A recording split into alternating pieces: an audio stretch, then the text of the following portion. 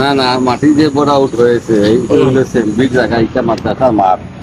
আমি তাদেরকে মাদ্রাসা মাঠ করার জন্য ইটা দিচ্ছি। আর মেইন মাদ্রাসা যে 40% জায়গা দিছে, এখানে এখনো ওই দখল গড় দুয়ার গড় আছে, গড় ভাঙবে তোরা যখন মাদ্রাসার যখন কাজ চালু হইব তখন এই গড়টা আমি ভাঙ্গা দিলাম। আর মেইন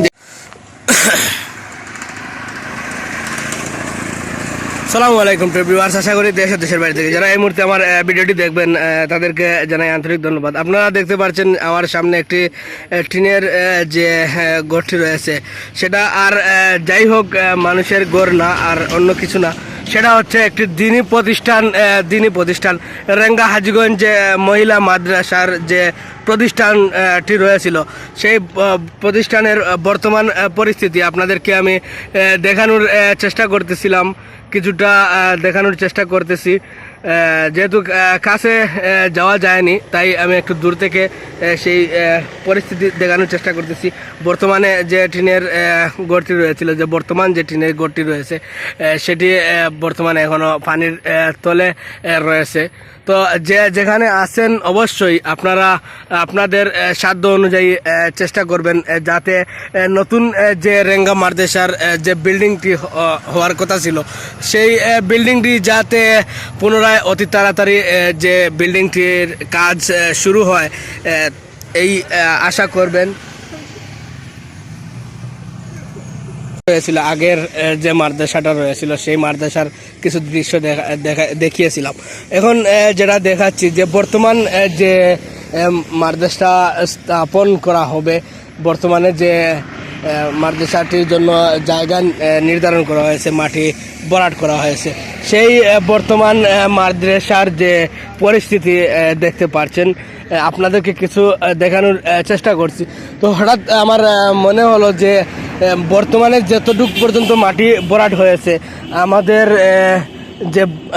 যে বন্যার পরিস্থিতি দেখে আমার মনে হচ্ছে যে আরও কিছুটা হলে যদি রাস্তার লেভেল পর্যন্ত নেওয়া যেত, তো দেশের বাইরে যারা আছেন, দেশের বাইরে যারা অবস্থানরত আছেন, আপনাদের কাছে আমি একটি আবেদন করব, আপনারা আপনাদের চিন্তাধারা নিয়ে একটু এই দিকে একটু খেয়াল রাখবেন।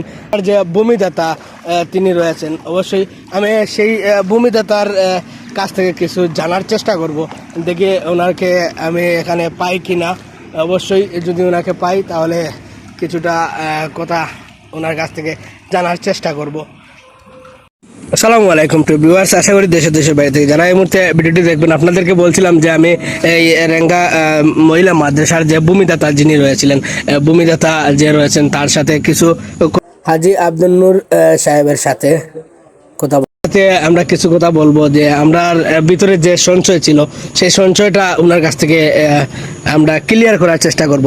যে আমরা ভেবেছিলাম যে এখানে ভূমি যে মাটি যে ভরাট হয়েছে, সেই ভরাট ভিতরে কি মাদ্রাসার মেল যে বিল্ডিংটা কি প্রতিষ্ঠিত হবে না অন্য কোনো জায়গায়? না না, মাটি যে বোর আউট হয়েছে এইগুলো সেমবির জায়গা, এটা মাদ্রাসা মাঠ। আমি তাদেরকে মাদ্রাসা মাঠ করার জন্য ইটা দিচ্ছি।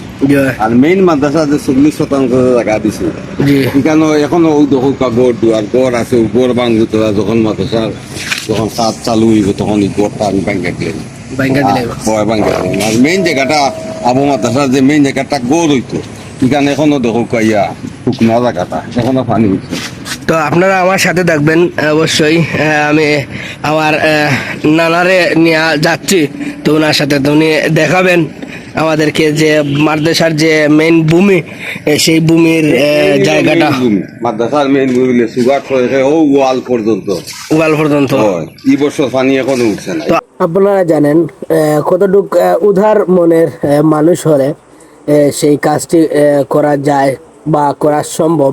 তিনি সেই উদারতা দেখিয়েছেন, আল্লাহ তাআলাকে ভালোবেসে তিনি মাদ্রাসার জন্য নিজের খরচে তিনি 40% জায়গা তিনি মাদ্রাসার নামে গিফট করে দিয়েছে, অফ করে দিয়েছিলেন সেই জায়গাটুকু। তো অবশ্যই ডিপকল একটা দেওয়া হয়েছে, সরকারি একটা ডিপকল দেওয়া আছে, সরকারি ডিপকল রয়েছে, এখনো পানি সাইডে চুকোন। এদিকে যদি একটু দৃষ্টি দেন, যদি মাঠটা পানি থাকে তার বাদে তো একটা ক্লিয়ার লাগে, যদি এটার প্রতি যদি একটু তা খেয়াল রাখুন তারা যদি একটু দৃষ্টি দেন যে দেখা দেব ওয়াল আছে ওয়াল হইলো এবার দিয়া খুব সীমা একবারে পূব সীমা যেটা আছে এটা দেখা যায় যে বাউন্ডারির গুড়েল আছে ওয়াল বাউন্ডারির ওয়াল দেখা যায়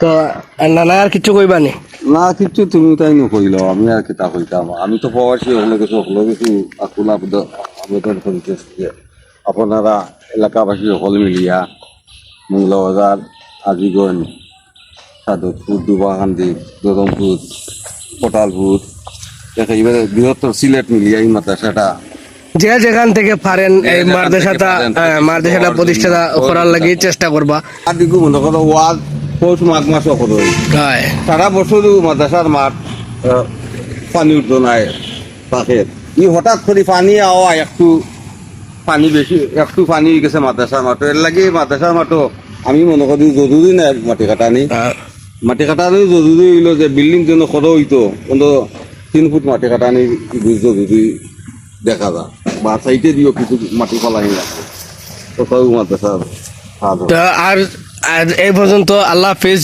তবে তিনি যে একটি মহৎ উদ্যোগ নিয়ে তিনি নিজের দিল থেকে যে আল্লাহর রাস্তায় যে নিজের বসত বিটা থেকে নিজে যে জায়গাটুকু দিয়েছেন সেটা যেন আল্লাহ তাআলা কবুল করেন আজ এই পর্যন্ত সবাই ভালো থাকবেন আল্লাহ হাফিজ